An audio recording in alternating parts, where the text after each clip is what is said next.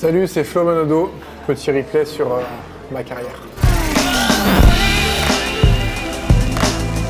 Il y a 11 ans, dans la plaine de l'Ain, près d'Ambérieux, il n'était que le petit frère de Nicolas et celui de Laure, qui avait déjà quitté la maison familiale. Le style était là en tout cas. Petit baggy, grosse vanne. C'est surtout mes frères qui me manquent, donc J'aime bien les vidéos où c'est marqué Ina comme ça fait un peu vieux. Il y a des styles qui changent heureusement quand même. Le Florent à cet âge-là, il pensait seulement s'amuser dans son jardin chez ses parents et c'est quelque chose que j'avais oublié pendant quelques années et j'ai envie de retrouver ça justement, l'amusement et ses rêves de gosse. J'ai commencé à nager en 94, donc ouais, ça faisait au moins une bonne dizaine d'années que j'étais nageur déjà. On a toujours le rêve de gagner, peu importe le niveau. Je regardais les grandes épreuves sportives, que ce soit en natation ou dans d'autres sports, je regardais les jeux et j'avais envie de faire partie de ça parce que ça me faisait rêver. Je faisais de la natation donc forcément je me comparais un petit peu aux nageurs, mais je suis un grand fan de sport. Je me comparais pas à ma sœur parce qu'on est deux entités différentes.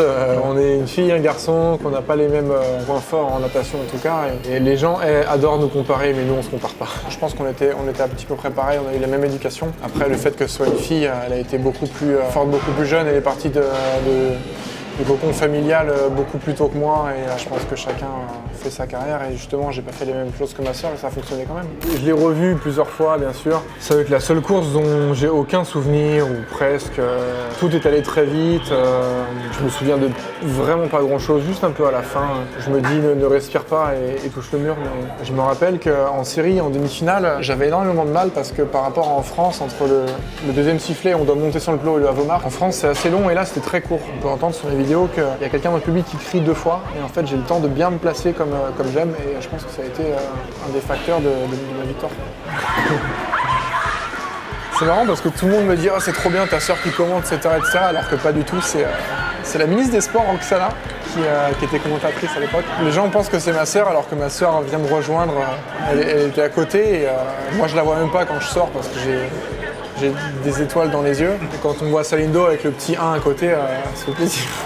On se voit pas champion olympique, mais par contre les 8 qui sont sur le plot veulent l'être et c'est l'objectif. Donc on va pas aborder une course en se disant bon bah là je vais viser la 5e place parce que je pense que c'est ma place, on veut tout le temps gagner et peu importe les favoris, pas les favoris, l'objectif c'est de gagner, on n'est pas là pour rien. C'est une distance ultra sprint et en fait plus c'est court, moins il y a le droit à l'erreur. Donc je pense que si j'étais spécialiste de 200 ou 400, j'aurais perdu à Londres et gagné à Rio. Je pense que le 50 laisse une petite place en plus de chance par rapport aux autres courses. J'ai changé de discipline là. Là c'était mon premier entraînement avec Aix, avec Jérôme Fernandez.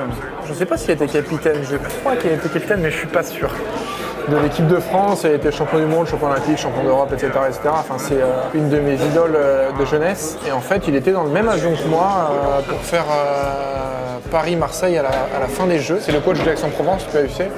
Il m'a dit bah, viens avec moi, on va faire un entraînement, on va voir ce que ça donne. Donc là, quand je vois ma technique, j'ai quand même un peu évolué en 2 ans. C'était génial. Pouvoir connaître un autre monde professionnel sportif. J'ai toujours été plus fan de hand que de natation. Encore maintenant, je préfère regarder du hand qu'une compète de natation parce que c'est plus plaisant à regarder, je pense. C'est un jeu. J'ai fait du hand quand j'étais gamin et que j'ai toujours voulu en faire et que je ne peux pas faire de la natation et du handball en même temps. Donc forcément, je devais arrêter la natation pour faire du hand ou en tout cas faire les deux en même temps, ça ne servait à rien. Et je referai du hand quand j'arrêterai de nager, c'est sûr et certain parce que c'est le sport qui me plaît le plus et je me régale à faire du handball. On ne dit pas jouer à la natation, on dit nager. Je pense que tout est dans le terme.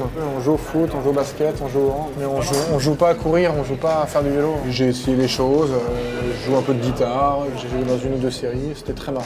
Je suis très curieux en fait et j'aime bien découvrir de nouveaux trucs et ça m'a permis avec l'arrêt de la natation de pouvoir faire ces choses-là. Je sais pas ce que je vais faire après. Cinéma, guitare, natation, handball, j'en sais rien. Je sais pas ce que je vais faire l'année prochaine, donc me demander ce que je vais faire dans 10 ans, je sais pas. Je préfère être bien avec moi-même et faire ce que j'ai envie de faire. Je pense que c'est le plus important et j'ai la chance de pouvoir choisir. Ça c'est une grande chance parce que la plupart des gens ne peuvent pas choisir leur métier et j'ai cette chance. Alors, ça c'est Rome. C'est Rome, mais c'est dommage parce que c'est la course du soir. C'est la finale, c'est Rome, c'est la finale. Je me suis senti beaucoup mieux le matin parce que je me sentais décroché des autres nageurs. Là, j'étais contre Bruno Fratus qui avait le meilleur temps de l'année. Avant d'arrêter, en fait, Bruno essayait de me battre et je devais essayer de faire en sorte qu'il me batte pas. Donc j'avais cette pression négative de me dire purée, faut pas que je perde, sur le papier je suis meilleur. Là, c'est l'inverse et je préfère être chasseur que chassé. Et je pense que c'est ce qui me donnera de la force parce que quand j'étais favori, aller à l'entraînement et de me dire bon, il faut que je me batte moi-même, c'est compliqué. Là, j'ai des mecs dans ma tête ou des courses dans ma tête de mecs à battre, c'est plus facile de se réveiller le matin avec quelqu'un à battre plutôt que de se battre contre soi-même. C'est déjà un sport compliqué, c'est en plus on doit se battre contre soi-même, c'est un peu complexe. J'avais pour objectif de faire moins de 22 secondes à Rome quand j'ai commencé. Et une semaine avant, je fais un 50 à l'entraînement où je fais 21,98 je crois. Donc ouais, j'avais pour objectif de faire ça. Après le soir, j'avais vraiment plus d'énergie, mais je voulais encore jumper un petit peu et faire un petit peu mieux que le matin. Donc j'ai fait un centième de mieux. J'aurais aimé faire 21,60, ça aurait été cool, mais on veut toujours plus. Quand je vois ça, je me dis j'aurais aimé aussi battre Bruno qui me bat ce jour-là et qui fait deuxième au monde. Mais c'est le sport et il s'est entraîné pendant 3 ans et moi pendant 10 semaines avant cette course. Donc j'ai pas de regrets et je suis content d'être là où je suis pour l'instant. Bien sûr, j'ai envie de gagner les jeux comme lui, comme Caleb Dressel. Si je suis en finale comme les 7 autres qui sont à mes côtés, tous ceux qui s'entraînent là veulent gagner les jeux, tous les sportifs qui sont là, qui étaient là ce matin. Il y avait Usain Bolt que j'ai rencontré pour la première fois. Je l'avais déjà vu au jeu de 2012, mais c'est un petit peu dur de le côtoyer. En plus j'avais 21 ans, j'étais comme ça. Mais c'était assez sympa.